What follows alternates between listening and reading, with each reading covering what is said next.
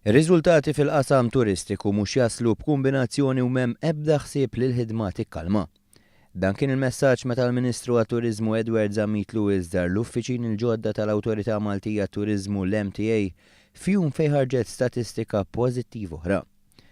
Il-Ministru Zammit Lewis innota kif meta wieħed iqabbel sena ma' sena jara titjib konsiderevoli fil-waslit ta' turisti.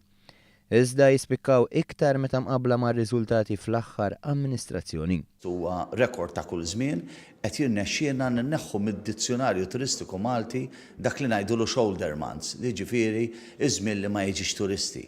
Dan huwa tajjeb ħafna, huwa xogħol il-gvern, xogħol il-ħaddiema tal-awtorità, xogħol is-settur privat li qed naħdmu flimkien f'sinerġija waħda biex nagħmlu daw is-suċċess li rrid ngħid. Huwa suċċess straordinarju. Minkejja l-biża li turisti mir-Renju Unit setgħu jonqsu kawża ta' Brexit, f'Jannar daw żdiedu bi 13%. Iċ-Chairman tal-MTA Gavin Gulija attribwixxa dawn ir-riżultati għal ħidma ffukata skont l-istaġjonalità. Wieħed qed induna li hawn pattern li qed nikbru b'mod aktar aċċellerat fix-xitwa milli fis-sajf. Dan huwa konsegwenza pożittiva ħafna tax-xogħol li qed isir hawnhekk ġewwa l-Awtorità Maltija tat-Turiżmu. Ċertament biex inti ġib aktar turisti fix-xitwa tittoffri prodott differenti minn dak li huwa fis-sajf. Fuq kollox dan kollu qed iwassal mhux biss biex jiżdiedu t-turisti li jżuru pajjiżna, iżda wkoll biex iż-żidiet f'Malta jkunu ikbar minn ta' pajjiżi oħra fir-Reġjun Ewropej u Mediterranju.